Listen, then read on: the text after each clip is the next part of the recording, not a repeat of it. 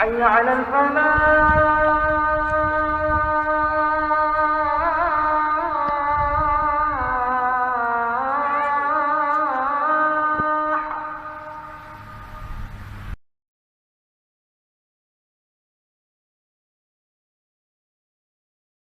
بسم الله الرحمن الرحيم نحمده ونسلم على رسوله الكريم. قال النبي صلى الله عليه وسلم: لا يدخلون الجنة من كان في قلبه كبرة مثقالا كبرة. وقال الله تعالى: إني أعلم ما لا تعلمون. Allah subhanahu wa ta'ala, He created Adam alayhi salam.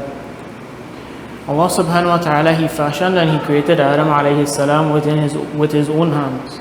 He created Adam alayhi salam from different parts of clay that are found in the earth, from different places in the earth. When Allah subhanahu wa ta'ala, He informed the angels about him intending to place Adam alayhi salam on the face of the earth, the angels, they said, why would you place such a creation on the face of the earth that will cause mischief and cause bloodshed on the face of the earth, just as though the jinns has done for 2,000 years before? Allah subhanahu wa ta'ala, He simply replied to the angels by saying, Inni a'lamu ma la ta'lamun. Verily, I know what you do not know. And Allah subhanahu wa ta'ala, He blew the soul into Adam alayhi salam. He blew the ruh into Adam alayhi salam. And He looked towards the angels and He asked the angels to name these things that were in front of them. The angels, they could not do it. They were unable to do it. They told Allah, Subhanallah, La ilma lana illa ma 'allamta. O Allah, we do not know except that which you have taught us. Then Allah subhanahu wa ta'ala, He looked towards Adam alayhi salam and He told Adam alayhi salam, you name these things for these angels. And Adam alayhi salam, he did such. He named everything for these angels. Then Allah subhanahu wa ta'ala, He commanded these angels to prostrate before Adam alayhi salam. And all the angels did so. فَسَجَدُوا إِلَّا إِبْلِيسِ. All angels, they prostrated towards Adam alayhi salam except Iblis. Iblis, he is not an angel, he is a jinn. But before he became Iblis, before he became Ar-Rajim, his name was Azazil.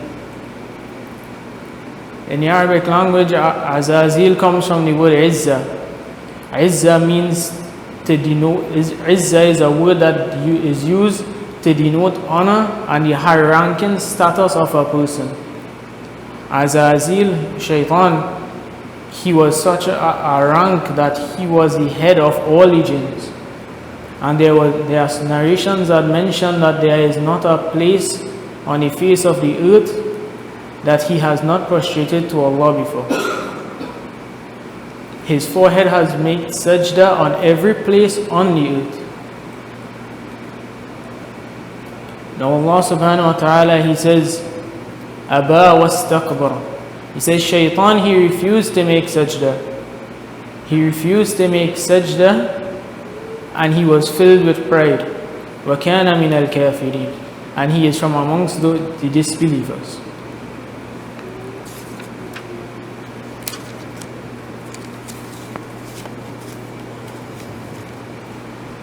Shaitan in this instance, he thought to himself, why would I prostrate to Adam alayhi salam? All the angels have done so, but they are such a creation that cannot disobey Allah subhanahu wa ta'ala. They must follow Allah subhanahu wa ta'ala. But why should I prostrate to Adam alayhi salam? Shaitan, he found himself filled with pride. He says, أَنَا خَيْرٌ مِّنْهُ خلقتني من نار وخلقته من طين. He says he thought to himself and he told Allah subhanahu wa ta'ala when he asked him, why didn't you prostrate to Adam when I commanded you to? He says, I am better than him. You created me from fire and you created him from clay. Clay is of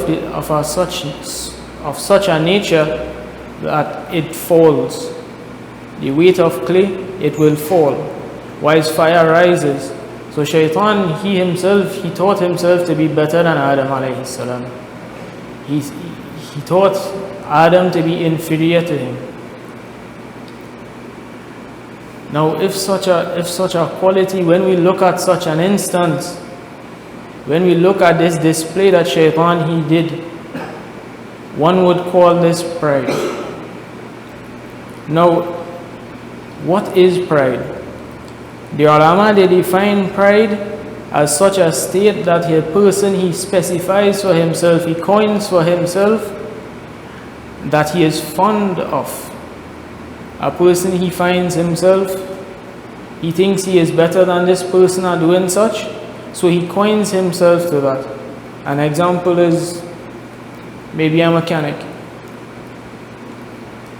This person, he believes himself to be the best mechanic. He can fix any problem with a car, he can find any problem with a car. So he looks towards everyone else as though they are nothing.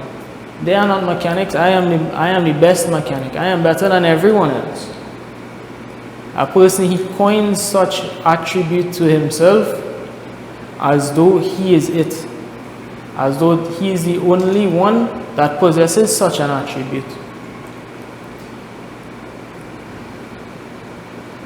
The ulama, they go on further to mention that this quality of pride, this quality of believing that someone is it is that quality that deprives us from the haqq of Allah subhanahu wa ta'ala.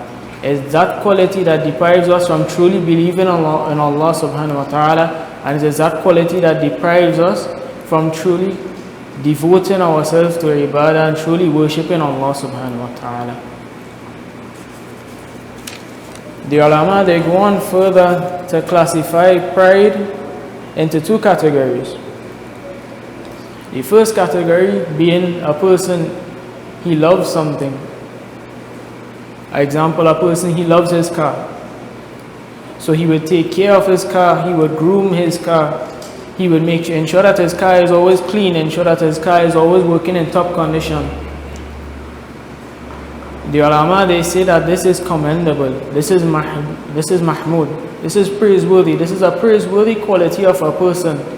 Him loving his car such to the extent that he would take care of it to its pinnacle. But the second quality, the second category that they place it into, they say it is madhum. It is blameworthy, it is wrong. And this quality, this is when this person, he takes this quality of loving his car and he engrosses himself so much in it. He believes to himself, my car is better than everyone else's. No one else, their car cannot reach the level of my car. He is taking pride in his vehicle. He is taking pride such to the extent that he looks down upon others. The ulama, they then divide the mutakabbir, or the person who has pride. They divide him into two categories.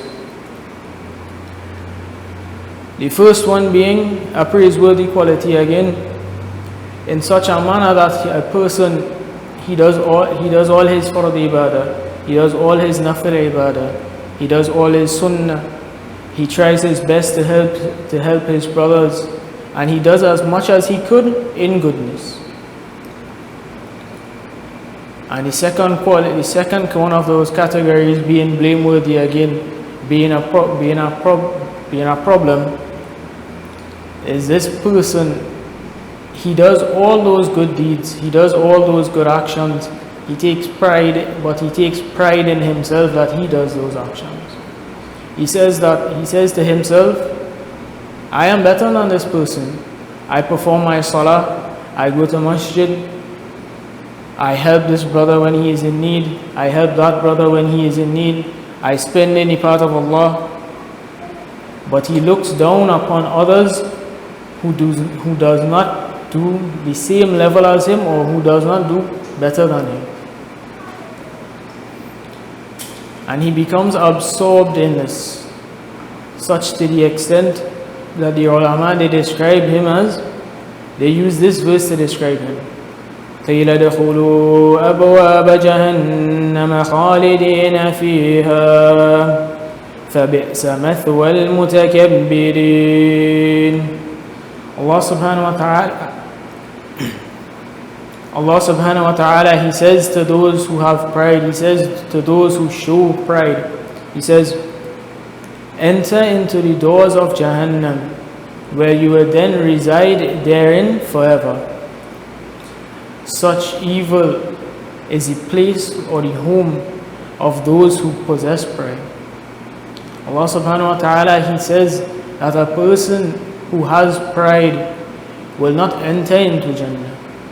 Nabi sallallahu alayhi wa sallam, he says, لا يدخلون الجنة من كان في قلبه مثقال كبرات. A person, he will not enter into Jannah whomsoever in his heart there is a mustard seed of pride.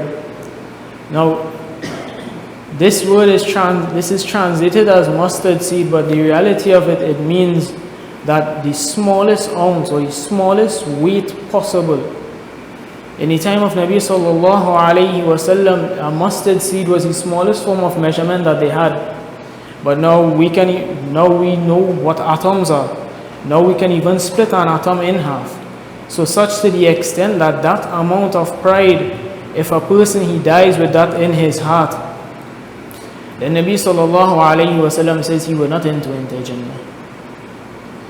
The ulama, they go on to say that pride is of two types again. Pride can be hidden within a person, it can be batini, it can be inside a person and a person, he does not show it. Or a pride can also be zahiri.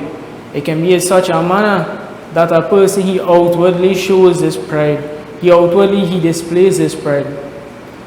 The ulama, they say that a person who has batini pride, then that person, they consider him as doomed. Now why would the ulama, they consider a person who hides his pride as the person who is doomed? The ulama, they say that if a person, he outwardly shows his pride, then perhaps his mudir, perhaps his principal, perhaps someone, his friends around him, his brothers around him, they can tell him about this quality that he has. They can tell him that that is wrong, that is a despicable quality, that is a quality of like shaitan, that is a quality that Allah subhanahu wa ta'ala, he does not like. And this person, he can try and he can remove this quality from him. But a person who this quality is hidden within him, this quality is hidden within his heart, and he only displays it to himself, then there is no one to correct him, there is no one to tell him that he is doing something wrong.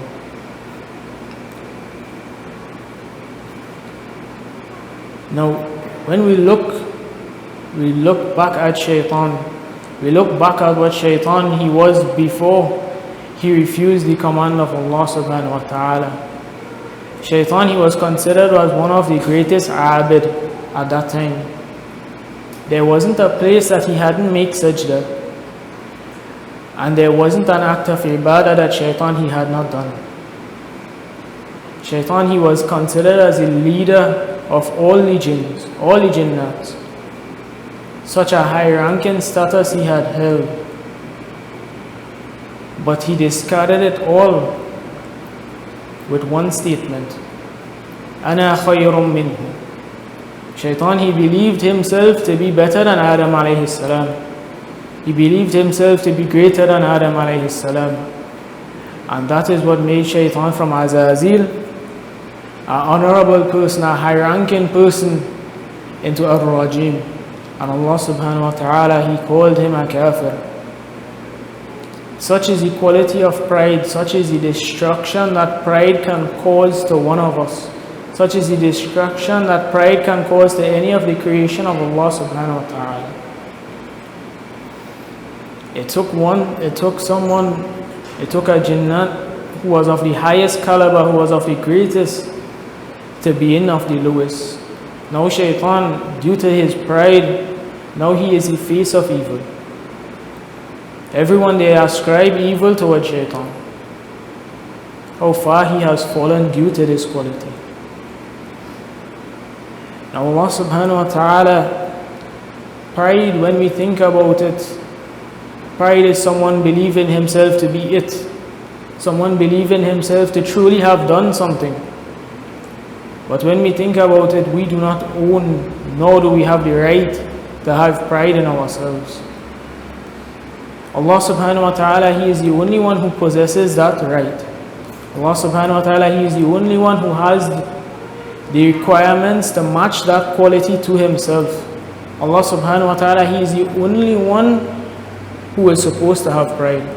Allah subhanahu wa ta'ala, He is the only perfect being. Allah subhanahu wa ta'ala, He created every single one of us. He created all of us with defections. He created all of us we make mistakes. Even Adam alayhi salam, he made a mistake and he was cast out of Jannah. Adam alayhi salam, he forgot what Allah subhanahu wa ta'ala, He had told him not to go near that tree. And Adam alayhi salam, he went and he ate from the tree. So every single one of us, we make mistakes. Every single one of us, we make errors. So how can we have pride in ourselves? How can we believe ourselves to be it? How can we believe that we have truly done something? When Allah subhanahu wa ta'ala, He does everything for us. Allah subhanahu wa ta'ala, He allowed all of us to come here today to listen to this khutbah. Allah subhanahu wa ta'ala, He allowed all of us to wake up this morning. When we think about it, we cannot even count all the favors that Allah subhanahu wa ta'ala, He has given to us. We cannot even recognize all of the favors that Allah subhanahu wa ta'ala, He has given to us. Allah subhanahu wa ta'ala, He has given us life. That is the most important favor that Allah subhanahu wa ta'ala, that He could have given to us. Allah subhanahu wa ta'ala, He gave us the ability to wake up. He gave us the ability to come here. Allah subhanahu wa ta'ala, He made it possible for us to do so many things throughout our lives. Some of us are young, some of us are old. Each has their own different benefits to it. Allah subhanahu wa ta'ala, He is the only one entity, He is the only perfect entity who deserves to have pride. Allah subhanahu wa ta'ala, He is the only one who can have pride. Hence Allah subhanahu wa ta'ala, He says, whoever dies and has pride in their heart, then I would not even look at them on Qiyamah. I would not even speak to them on Qiyamah. Imagine that on such a day where you are standing and the sun is an arm's length away from you, you are drowning in your own sweat.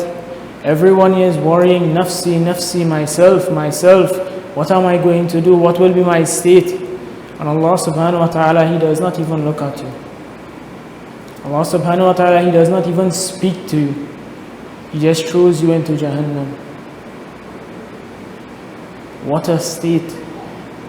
This is simply because that you have transgressed the rights of Allah subhanahu wa ta'ala, and you have coined a quality that belongs only to Allah subhanahu wa ta'ala. You have coined that for yourself. This is how dangerous, this is the level of danger that quality of pride is. Pride is detrimental to a human. Hence the ulama, they say, since pride belongs only to Allah subhanahu wa ta'ala, one remedy for a person to be able to remove this pride from his heart, if he has any, and one remedy to be able to protect yourself from pride, is simply by attributing every good quality back to Allah subhanahu wa ta'ala. A person, he comes to you and he compliments you, he calls you great, he says you have done a very well job, you are the best person I know in this field. Then say Alhamdulillah, Subhanallah, MashaAllah. Attribute this back to Allah subhanahu wa ta'ala, because it is Allah subhanahu wa ta'ala who has granted you such an ability. It is Allah subhanahu wa ta'ala who has placed you on such a pedestal, And it is Allah subhanahu wa ta'ala who can take you off of that pedestal anytime He wishes. So may Allah subhanahu wa ta'ala He give us the benefit of what has been said today. And may Allah subhanahu wa ta'ala He save us from pride. And may Allah subhanahu wa ta'ala bless us and guide us. Wa akhiru da'wana alhamdulillahi rabbil alamin.